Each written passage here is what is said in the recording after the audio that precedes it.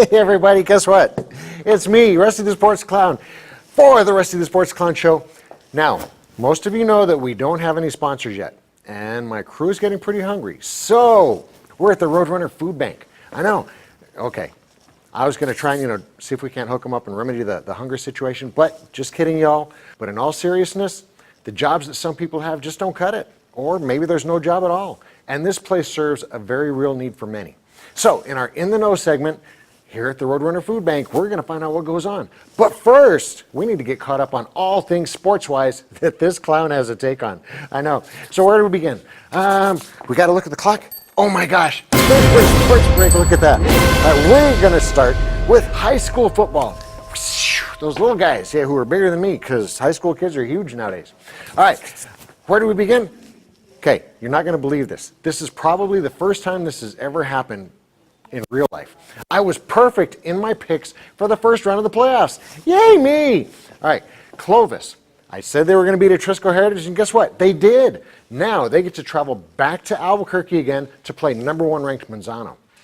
El Dorado, they beat up on West Mesa. Now they get a rematch with La Cueva. How about this for horribleness? Hobbs, they trampled Piedra Vista. Okay, now Piedra Vista, they had to travel from Farmington all the way to Hobbs, which are like on opposite corners of the state. 10-hour drive each way.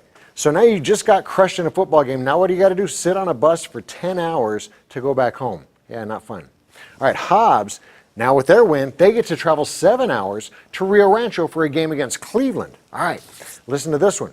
Centennial, they drove from Las Cruces to play Rio Rancho High, but they lost. So now Rio Rancho High, who won, they get to travel from Rio Rancho down to Las Cruces to play Las Cruces. Yeah, got that one? yeah, it's tough for me to figure out too. All right, we're going to prognosticate all of those games later, all right? Now, on to NCAA football. That's the college guys who are even much bigger than the high school guys. All right, where we had a whole bunch of crazy blowouts. Get this, number 1 ranked Georgia, the best team in the country. They're supposed to be better than Alabama this year. Guess what happened to them? They got crushed 40-17 by Auburn. I know. Check this one out. Michigan State, who's quietly been beating everyone, what happened to them?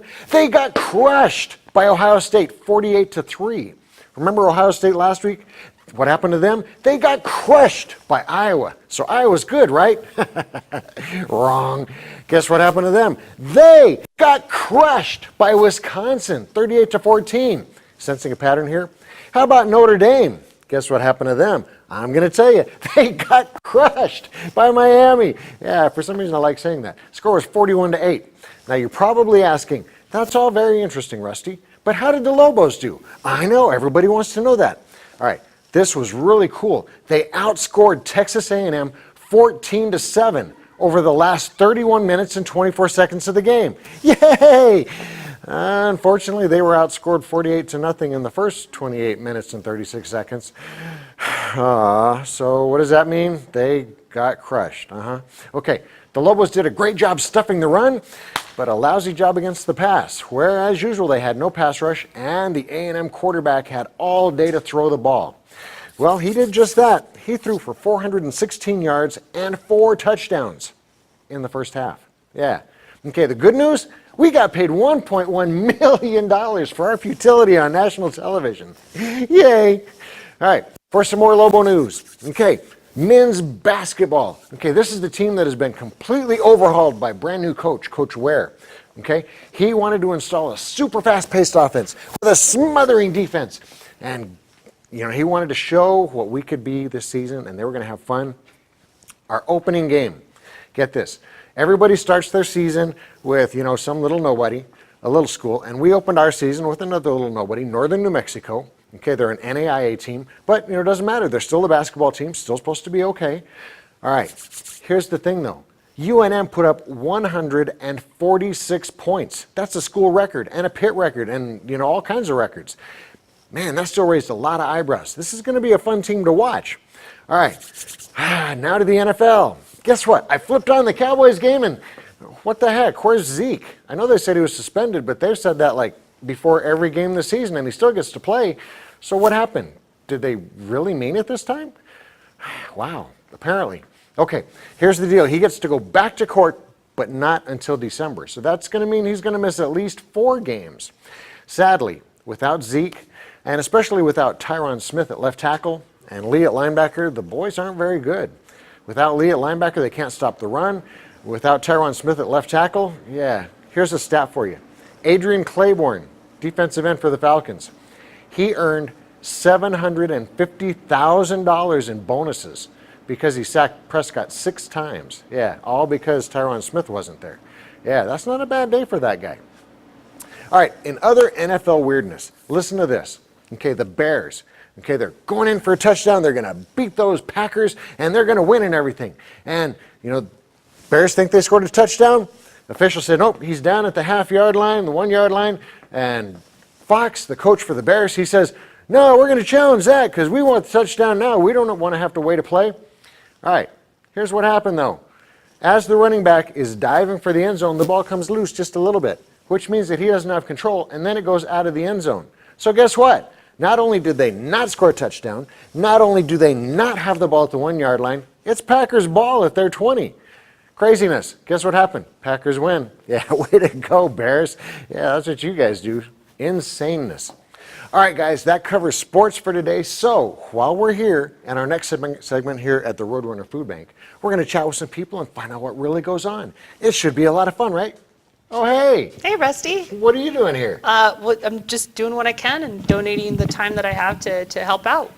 I leave you time during the week to do that? Oh, not a lot, but it doesn't take a lot of time to help donate, just be part of the community. So, yeah, my extra time, I try to come here and do what I can. Oh, so you know people here and know your way around already? Well, yeah, kind of. Well, here's the deal. This is my first time ever being here, and I wanted to talk to some people and see what goes on, but since you kind of have the experience and knowledge and stuff, could you maybe handle that? Yeah, sure. I'd be excited to. Actually, you know what? I think I know the perfect person to talk to. There's a Sonia Warwick that works there. She's pretty high up on the food chain. You know what I'm saying? Food chain. I got it. And I think I could get her to give us a behind-the-scenes tour and give us some insight as to everything that goes on and the stuff that Roadrunner Food Bank does for the community. How does that sound? I like that. All right. Well, tell you what. Let's take a quick break and come back, and I'm going to let you do that. Oh, thanks. Thanks, Sure. Rusty. See you in a minute, everybody. Bye. Bye, everyone.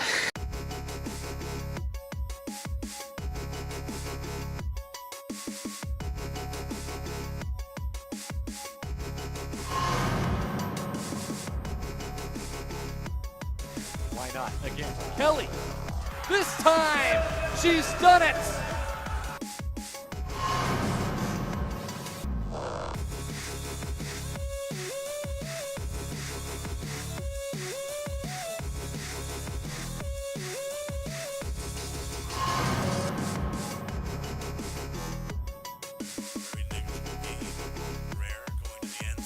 Heiss, it laid out, and he caught it! What a catch for Austin Heiss!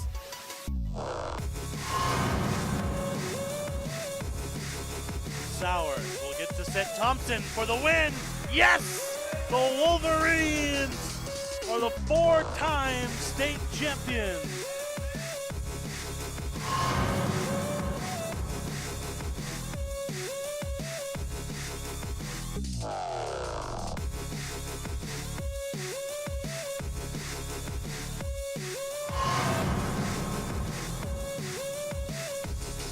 Kaylee Foot again.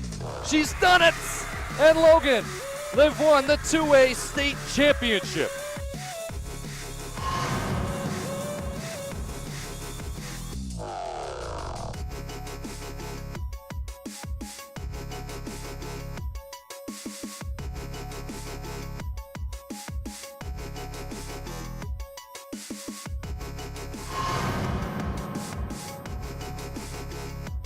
Set here for Devaney. The tip, yes! For the championship, Brett Devaney! They have dethroned volleyball royalty.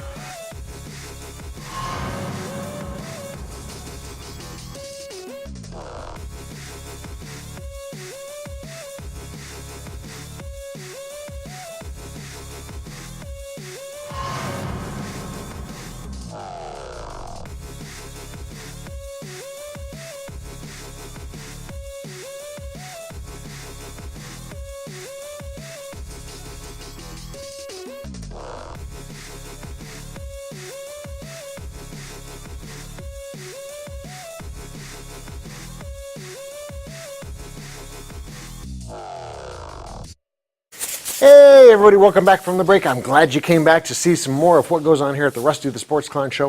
All right, we are here at Roadrunner Food Bank, and Ms. Diana Butterscotch is going to take it over, and she has got Ms. Sonia Warwick to talk to. Take it away, Ms. Butterscotch. Thanks, Rusty. And I am here talking with one of the most important people here at the organization. The only one that was willing to talk with us. Talk on camera. But go ahead and tell everyone your name and what you do here. Yeah, of course. So my name is Sonia Warwick, and I basically handle all the communications for the food bank. So website, traditional media stuff, social media, etc. So wearing many hats, as you know. Right, of course. Now, can you tell me just a little bit about what Roadrunner Food Bank does for the community and just everything in a whole? Yeah. So in essence, we've been around for almost 38 years. We were founded in late 1979, early 1980.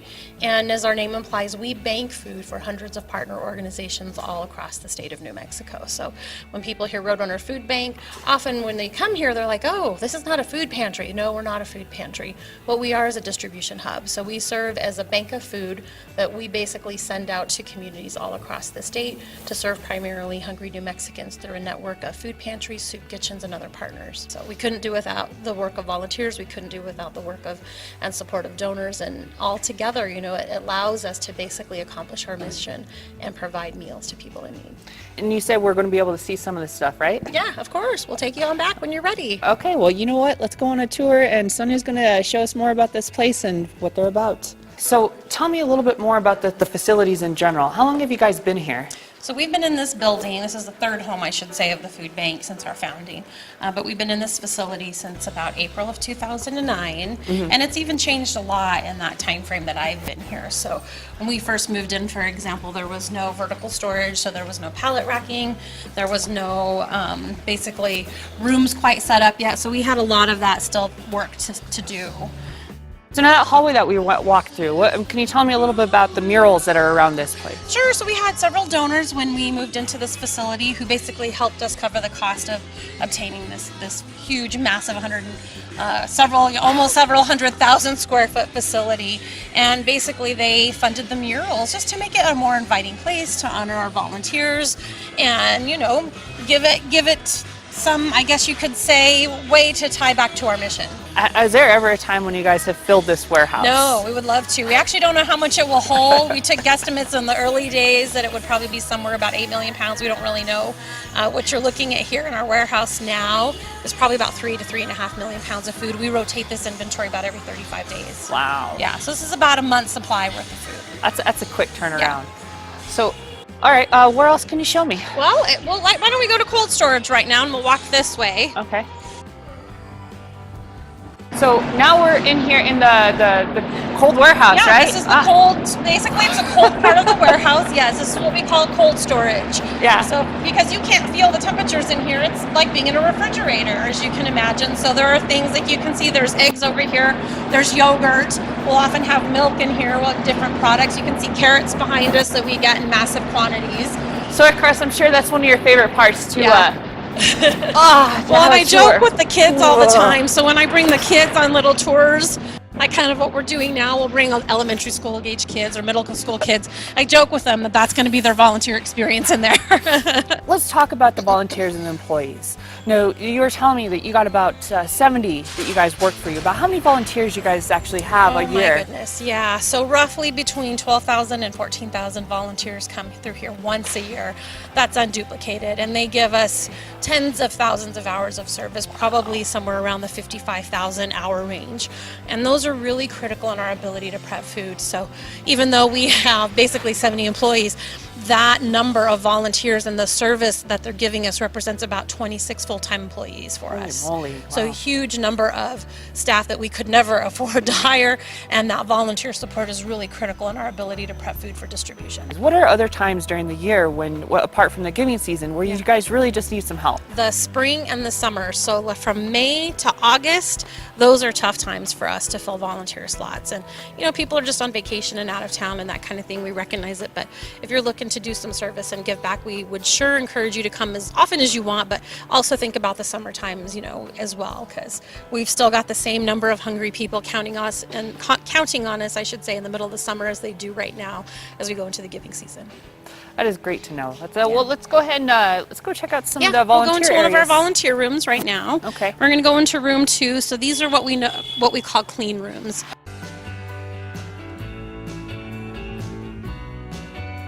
This is like the Nerf Center, right? This is where everyone's like pitching in and actually doing all their stuff, right? This is one area where we do that, where volunteers do that. So we actually, on a very busy day, we'll probably have groups like this, but maybe 5 or 6 different volunteer projects set up. So what you're seeing behind me, these are volunteers that are basically taking this huge bag of beans that you see behind us and placing that in individual family-sized servings. We couldn't distribute it this way. Yeah, of there's course. just no way.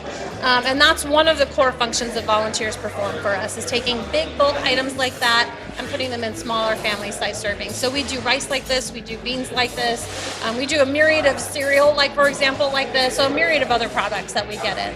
Where do you guys get bags of beans this big? I mean, We have to be creative. Food banks throughout the course of basically our history serve a very important basically recycling center, if you will. So we can take product that is no longer wanted by the grocery industry, for example, or for food manufacturers or growers who don't, who may plow it under, and we can give it a second life. So unsold food at grocery stores comes here. Product from food distributors often comes here, that kind of thing. so if someone's interested, we persuaded them to do this now. Get up off their seats and get over here. How do they do it? It's very easy. All they have to do is visit our website, click on the volunteer button, and basically it'll show all the open appointments that we have on our volunteer schedule. You create a username, a password, and you can basically use the schedule that works for you. You know what I mean? You can see all of our open appointments. And we know some people aren't tech savvy, so they can of course always call us. They can dial 349-8841, and Jennifer, who's at our front desk, she can get them on the volunteer schedule. Well, Sonia, thank you so much. Thank We you. appreciate the little tour that you gave us. Do you mind if we Appreciate kind of it. hang out a little bit? Of Maybe course. even donate some of our time Of course, to help we would love that. We'll get you set up and in your gear. Okay. All right. Well, how about this? Rusty, I'm going to go ahead and hand it back to you. You go ahead and finish this all up. And we're going to get to work here. And that includes the sound guy who likes the Patriots. Wow,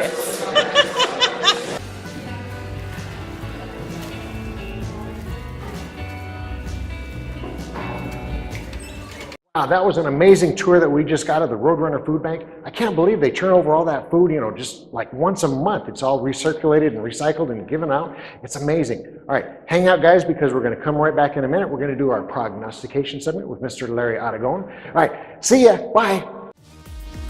Hoops NM Basketball Center is coming soon. 10 full courts broken into 2 wings for ultimate basketball and volleyball play.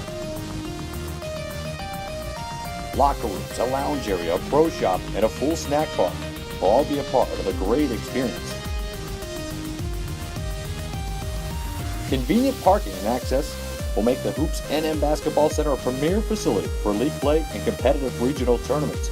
With over 9,000 square feet, Hoops NM Basketball Center will take court sports play to another level in our community. Courts are regulation high school size with wood floors and seating for approximately 350 per court. Major sponsors and supporters are being assembled now. If you're interested, contact Dan Serrano at 505-249-7994. Send him an email, hoopsnm@aol.com. That's hoopsnm@aol.com. Hoops NM Basketball Center, a premier sports facility serving our community. Don't forget, every Proview Network sporting event is on sale at our DVD store. Go to www.proviewNetworks.com to buy your DVD today.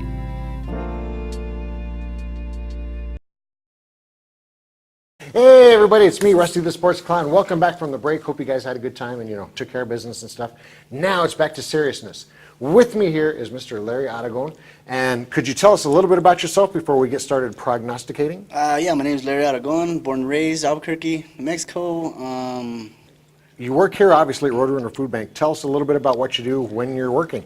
First thing is, I usually just come in. I'm a warehouse supervisor. I'm here early in the morning. I'm usually the last one to leave. I deal with the majority of the volunteers. I set up projects and get them going on certain things that we definitely need to move and get out and build, you know what I mean? Okay. Well, we're going to move right along. We're going to do some prognosticating. Now, a lot of people, the first thing they say is, oh, what does that mean? Okay, prognosticating, we're going to pick the winners of games. We are going to start with NFL games, and I understand you're a Raiders fan. Raiders fan. So we are going to start with your Raiders versus the sound guys, Patriots. Go Pats. Now then, Patriots, they're on a roll right now. Raiders, not so much. So what do you think is going to happen this week? Raiders, Pats. Oh, I got to go with my gut. It's going to be the Raiders for sure. Raiders for sure. He is wrong. He is so wrong. Patriots are on a roll. They're going to crush the Raiders. It's not even going to be close. Yeah, even though I'm not crazy about the sound guy, his Pats are going to win this one. We are going to move on now. My Cowboys versus the 8-1 Philadelphia Eagles. Okay, the Cowboys, they're missing Zeke Elliott. I don't know if Tyron Smith, the left tackle, is going to be able to come back or not. We're missing a few guys. Lee's hurt, Right. but the Cowboys are going to pull an upset. They're going to beat Philadelphia. Philadelphia is doing really good. I mean, I think it's between the Pates and them, to tell you the truth, and we might take the Super Bowl. So you're picking the Eagles to beat my Cowboys? I'm pretty sure they're going to win. They're doing really good. Okay, we're done. He's finished. Okay. We're going to pick a few more games anyway. We're going to move down to college ranks. Okay, the UNM Lobos, who really haven't won a game since they kneeled at halftime against Air Force. So it's that kneeling curse. Okay, San Francisco beat their curse. They won finally. So Lobos, you're playing UNLV this week, who's been playing better. So are you going to beat the curse or not? Lobos, I say yes. Go Lobos. Oh, yeah. What do you think? For sure, Lobos. Lobos for sure? Born and raised here. All right. Represent. We're both right on that one. New Mexico State is our next pick. Okay, NMSU versus Louisiana Lafayette. Now, the Aggies, they have to win 2 more games to become bowl eligible. They've got 3 games left, and believe it or not, they're favored in all 3. Mm-hmm. So they're playing Louisiana Lafayette. I think the Aggies are going to win this one. You're probably right. Tell You the agree truth. with me on that one yeah, too? I agree. Totally. Yeah, okay, we're homies. Okay. For sure. Lobos, Aggies, all the way. All right, now this is where it gets really tough. Yeah. Okay? We're going to pick high school games. Okay. This is the second round of the playoffs. First round I thought was pretty easy. I got all the picks right, but it was kind of obvious to know who was the more dominant team. This second round, this gets a little more tricky. Okay. Okay, we're going to start with number 1 ranked Manzano. They're undefeated, haven't lost a game all season, and they're just looking totally dominant. Okay, they're playing Clovis. Clovis has lost 4 games this year, but they've got a running game that's pretty unreasonable. It's pretty hard to stop, pretty everything. So, what do you think in that one? Well, I mean, Manzano's on top. I'm pretty sure they're going to take that one too. I'll agree with them on this one because Manzano, I mean, they've been dominant in every phase, in every game. I think they're the team to pick. All right, next one. This one's a little tougher. Okay, La Cueva, they've only lost 1 game all year, and that was to Manzano. Oh, wow. Okay, they're playing El Dorado. El Dorado's lost 3 games this year. So who do you think in this one? I'm going to have to go with La Cueva again. Yeah. Okay, he's picking the winners, when they're favorites. winners are winners. All right, now El Dorado, they've lost, just 3 or 4 games this year, but the last few games they've been playing a lot better. Yeah. I think it's going to be a very close game. I think El Dorado is going to pull the upset. I'm picking like 31-28. Wow. Okay. I don't know if it's going to happen, but that's what I'm going to think. All right, next game. This interesting. is a good one. Okay, I like this one. Hobbs and Cleveland, this is a rematch. Okay, Ooh. Cleveland stomped them earlier in the season. Cleveland has only lost 1 game. Guess who they lost to? Manzano. No. They lost to La Cueva. What? Okay, that was their only loss. Wow. I know. So, Cleveland, I mean, they just have stomped everybody after that point. Wow. Okay. I think Cleveland's going to take it. I think They're Cleveland's gonna just have going to to take stomp it. them again. Plus, Hobbs has to travel 7 hours to get here. They're going to be tired, so tired. by the time Exactly. this game comes. Exactly. Yep. The last playoff game, Piedra Vista had to travel to Hobbs. So going from Farmington to Hobbs, it was a 10-hour drive each way. Jeez. Yeah, and they got crushed. Yeah, sorry, guys. Okay, so you're going to agree with me on that one, Cleveland? Oh, yeah, for okay. sure. Cleveland's going to win that one. Let's see. All right, what do we have left? We are cruising right on through this. We have Rio Rancho playing at Las Cruces. Ooh. Las Cruces has only lost 1 game this year. Take a guess who they lost to. Manzano. No, La Cueva. Cleveland. What? Oh, my God. That's how the top 4 See, went out. that can tell you, Okay? tells you how much I watch this. Exactly. Okay. Sorry about that. It's been a crazy, crazy season for high school football. You've got Manzano, who went undefeated. La Cueva only lost 1 game to Manzano. Then you have Cleveland, who only lost 1 game to La Cueva. You have Las Cruces, who only lost 1 game to Cleveland. And they're playing at home, so. I Exactly. would So have now to go you've got for Rio Cruces. Rancho at Las Cruces. I'd have to go for Rio Cruces. Rancho, you're going with Cruces? Yeah. Again, I think this is going to be close. Rio Rancho, they've got the younger Brewer brother as the quarterback who's been just lighting it up lately. Oh, wow. Okay. I don't know. I think I'm going to go with an upset in this one, too. I think I'm going to pick Rio Rancho in an upset over Cruces. You're going with Cruces? I'm going with Cruces. All right. So we're going to recap real quick. He's picking his Raiders. Yeah, I disagree. Pats are going to win. I'm picking the Cowboys. He disagrees for some weird reason. He's picking the Eagles. Yeah, loser. Okay. Next two games, UNM versus UNLV, NMSU versus Lafayette. We're both homies. Okay, we're both going with the home state people. Rolling. So we have UNM winning. We have NMSU winning. Then high school. This is where it gets a little tricky. He's going with the favorites in every one of them. He's got Manzano beating Clovis, La Cueva beating El Dorado, Cleveland beating Hobbs, and Cruces over Rio Rancho. I've got two upset picks in there. I have El Dorado with the win and Rio Rancho with the win.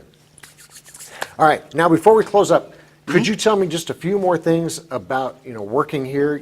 Is it just a tremendous sense of achievement and everything, being able to help people? It is. It feels so good, when you could actually get people in here to help us, and they just leave with the warm heart. And then all the other people that I actually get to deliver to, because I actually drive also. Oh, nice. So I get to do drop-offs, take all the stuff, and you get to see all the people just, waiting in line, and it brings a... Very cool. Yeah. Now, how many people come in groups to volunteer? Are you limited in the amount of people you can take at a time? No. Do you have any suggestions on how people would, be able to come down here and help? Do they just call? Do they just show up? What's Yeah, recommended? you could call. You get on our website. You could actually just come down and sign up. I mean, the lady in the front, the desk, she'll sign you right in. I mean, we have kiosks to sign up by yourself, and yeah, you could always just come down and help. Very cool. All right. Again, I want to thank Mr. Larry here for helping us out with our prognostication. The guy does an awesome job here at the Thanks, sir. Roadrunner Food Bank. Do me a favor. Come down. Help volunteer. Please. Do what you can. This is a great cause. All right. Now then, as I always say, I just tell everybody, I say just go at the end of this because it's a cool thing to do. So Right. if there's any kind of sporting event, if there is a meet, a match, anything featuring Lobos or Aggies or anybody from wherever you're from, what do we say? Just go! Bye, guys. All right, Facebook friends, check this out. We just finished another fabulous prognostication segment with my buddy here, Larry Aragon, and we almost agreed on most of them, but we didn't, so it'll be fun. All right, what do I always say? Follow me on Facebook, follow me on Twitter, follow me to a Lobos game, because I'm very famous, He had no clue as to who I was, but now he does, so I'm very famous again. So, follow me. If there's a meet, a match, anything that you can volunteer for at Roadrunner Food Bank, what do we say? Just go! Bye, guys.